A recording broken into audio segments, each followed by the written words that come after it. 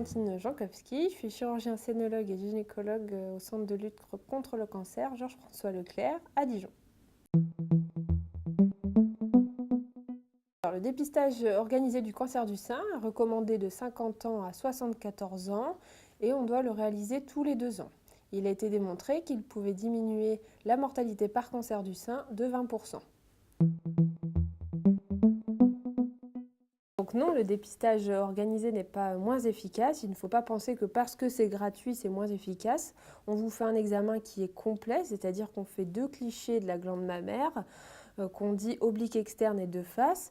Avec ces 2 clichés, le radiologue examine l'ensemble de la glande mammaire et donc pourra dépister toute anomalie présente. De plus, il vous offre la possibilité d'avoir une double lecture, contrairement à un examen standard, c'est-à-dire que votre mammographie va être lue par 2 radiologues différents pour examiner vos clichés. Alors, quand on parle de surdiagnostic, il faut d'abord dire qu'est-ce que le surdiagnostic. Le surdiagnostic, c'est dépister un cancer qui n'aurait pas évolué ou qui n'aurait pas fait parler de lui du vivant de la personne.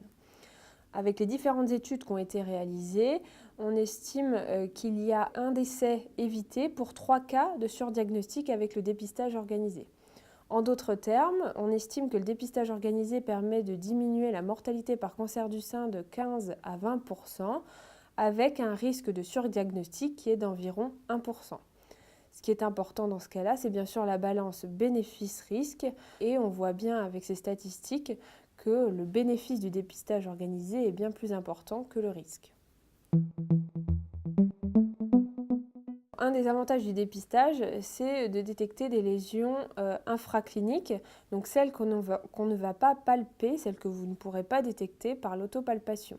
Donc souvent, c'est des lésions qui vont faire moins de 1 cm. Donc la plupart du temps, ces lésions, elles vont être traitées par une chirurgie qui sera conservatrice, donc on évite l'ablation du sein. Ensuite, s'il s'agit d'une lésion cancéreuse, la patiente aura de la radiothérapie la plupart du temps pour 5 semaines. Et ensuite, les indications de chimiothérapie ou d'hormonothérapie seront rediscutées avec les résultats de la chirurgie. Enfin, le dépistage organisé permet même de détecter des lésions qu'on dit précancéreuses. Donc on va traiter des lésions précancéreuses et donc éviter qu'elles n'évoluent plus tard vers le cancer. Encore une fois là, ça passe le plus souvent par une chirurgie conservatrice du sein en enlevant la zone qui est atteinte.